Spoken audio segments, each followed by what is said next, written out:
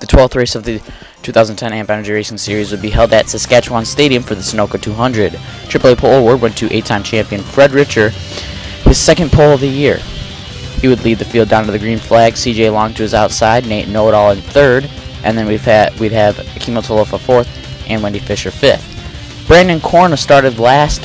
He's been having a terrible past couple weeks because he has failed to qualify most of those races. Brad Curtis would be in the 43 for this one after Jonathan Ringer's still in the hospital from that terrible wreck he had last week. He would be running in the back. Darcy Lusk, what a story he has been. He's been up and down in his AERS career. He's only made a couple starts though. He'd be running in fourth at the beginning of this one. Caution 1 flew on lap number 3.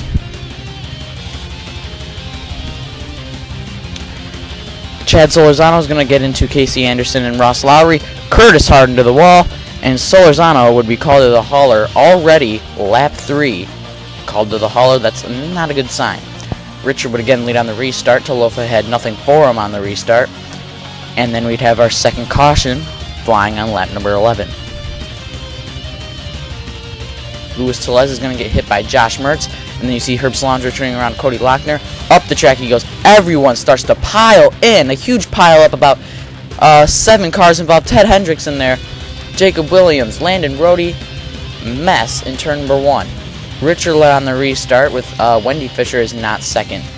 Nate Know-It-All is actually in the second position. Wendy Fisher lined up second for some odd reason. Ritcher would occur a problem in his car.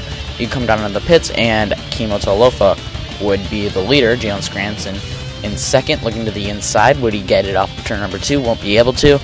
Into turn number 3. Looks like he's going to get it, and he would clear the 98.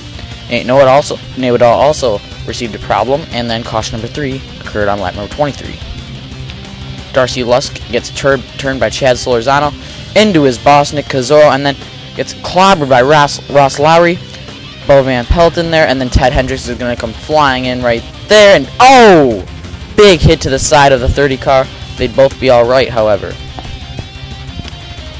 Tyson Lautenschlager led on the restart after he passed the 26 while that caution was flying, and he'd have Matt Conti on the lap car line right next to him, and then Akimo Tolofa is going to make a daring move to the way inside of Lautenschlager, takes Jack Lucas Sampson with him. Great move by them as they take first and second respectively. Caution 4, lap 32. Tyler Diefer is going to get turned by Wendy Fisher, a lap car. Diefer's been having some terrible luck this season, and he would spin and not collect anything. However, his tires would be shredded. Tolofa once again led on the restart, and this would be a very short green flag run. Caution 5, lap 38. Let's see what happens here. Cesar Gonzalez Jr. gets turned up the track into Tyler Diefer. Fred Ritcher involved and takes his teammate Tyson Lautenschlager in there as well. Brad Simmons involved too, as Tyson Lautenschlager was having a very nice run in that 0-0. Gone now. Jack Lucas Sampson led on the restart. Lap cars to his inside, getting a good jump. And our last caution of the day flew on lap number 45 of 75. Christopher Kennedy's going to hook Brandon Corna. He goes into Justin Bazzani, into Cesar Gonzalez Jr. They would spin, and no one would actually retire from this accident. Sean Glossum led on the restart after a bad stop by Jack Lucas Sampson put him in the 8th position. He would occur a problem with his car, and that would leave Aaron Fisher to the lead, and he would get a problem on his car, and then 3 other cars would get in there as well, Jack Lucas Sampson and Chad Solorzano. Jalen Scranton would take the lead. Him and Jen Smith 1-2, just like Randy Tour where Smith won that race after passing Scranton. He would take the white flag, and after all these years, all those second place finishes, all those top 5s, all that bad luck, Jalen Scranton is going to get his first career AMP Energy Racing Series victory at the second most prestigious race in the year at Saskatchewan. Needless to say, he was very happy in victory lane. This has been a long time coming for Jalen. So he would finish first, Jen Smith finishing second in this one. Joanne Eichelt's great run for her. She finishes third. Jerry Richardson, unnoticeable this race, finishes fourth. Nate Know-It-All rebounds all the way to fifth. Wendy Fisher moves up to sixth. Grant Jacobs 7th. CJ Long got 8th. Matt Conti rebounded from being a lap down early to finish 9th.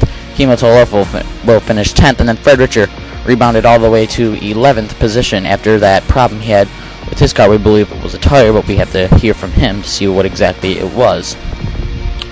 Point standings just got a lot closer. Herb Cilantro, with his 36th place finish, I think it was, is now only 38 points ahead of Jalen Scranton, who moved up to 2nd, Aaron Fisher 3rd, Samuel Emma 4th, Jerry Richardson in 5th, Justin Bazzani 6th, Louis Tellez falls back to 7th, Wendy Fisher 8th, and Grant Jacobs 9th, and then we have Cody Lochner getting the 10th spot in the point standings.